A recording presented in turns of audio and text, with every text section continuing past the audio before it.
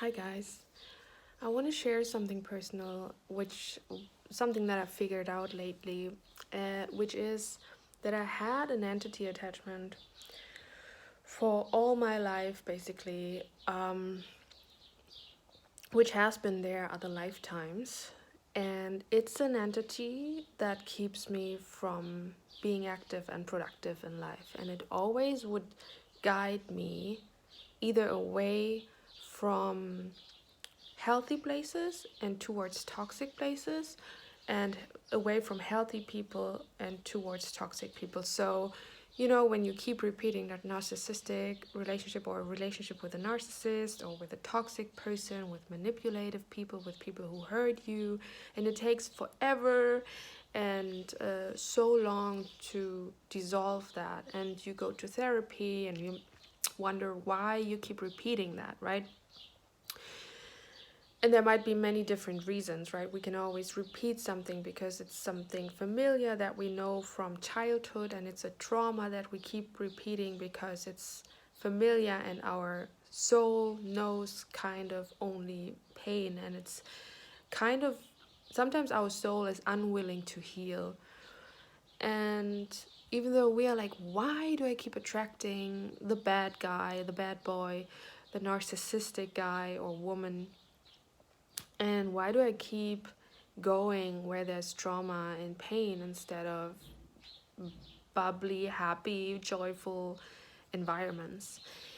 And a lot of times it's because of childhood trauma or because of past life trauma, but it can be like if we've been to therapy for so long and we've been talking about that and we've been clearing that and we've been trying to feel deserving and and we love ourselves and we practice self-care and self-love and trying to change our habits, and it's still somehow there's this belief that we don't deserve it, even though we talked about it many times. It can be of service to see an energy healer who can spot entities, and I think I had an entity that was sitting at my throat actually, because I have difficulty communicating and speaking truth and speaking up. I also have thyroid issues from an early age on, and I was always feeling shame, guilt, and blame as a child for being who I am and wanting what I want and not wanting what I don't want, and having difficulties communicating that and speaking up. So if you want to detect or know where spirits could attach on one of your chakras, it's, for example, if you have bladder infection quite often, it's the root chakra or the sacral, no, solar, or I forgot, but it could be the root chakra. Or if you have headaches and migraines, it can be the crown chakra. Or if you have like difficulties with your digestion and you don't know, the doctor can find anything. Spirits can sometimes attach to one of your chakras because those are the energy centers, right? This is the center where there's lots of life force, lots of prana, maybe lots of like energy going through. And when we cannot seem to heal something, it might be due to a spirit attachment, to a soul that is attached to us from past lives. And I just figured that there might have been a spirit attached to me for a long time because there were places where I would feel actually healthy, beautiful places where I wouldn't allow myself to stay, like a Buddha center in Ireland.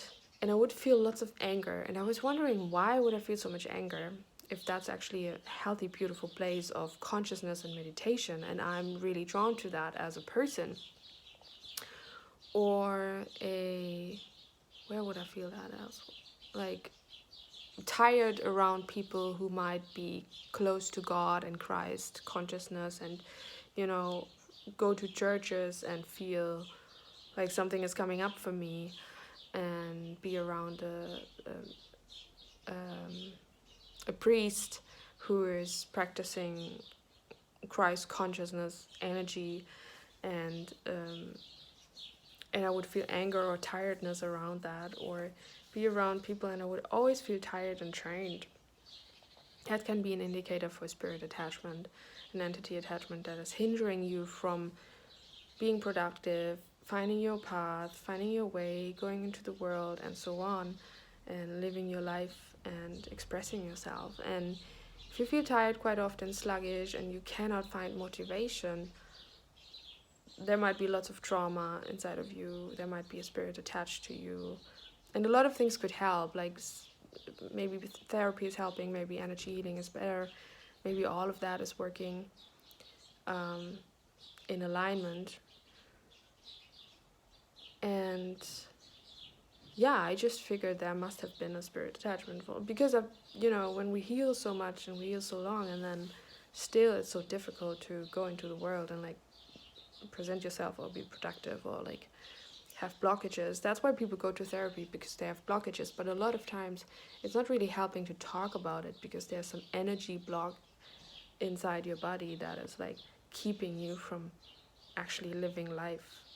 And you wonder, like, why do I keep attracting those shitty situations? Why do I keep attracting the darkness when I actually want to be in the light and want to be in love? And why do I keep attracting narcissistic partners? Why do I keep attracting shitty jobs? Why are my siblings thriving and I'm just always like struggling and fighting? So that could be the case if you've been dealing with that, and you wonder, like, why am I the black sheep of the family? Why it's so difficult for me? Why do I feel like I'm always being blamed and judged and feel guilty and shame? That could be the reason why, because we might have like, we might be an old soul actually of light, but the darkness was always like in past lives, maybe always tormenting or attacking us, and that's why our soul is really old and advanced and aware and conscious, but also like weary and tired and full of trauma sometimes.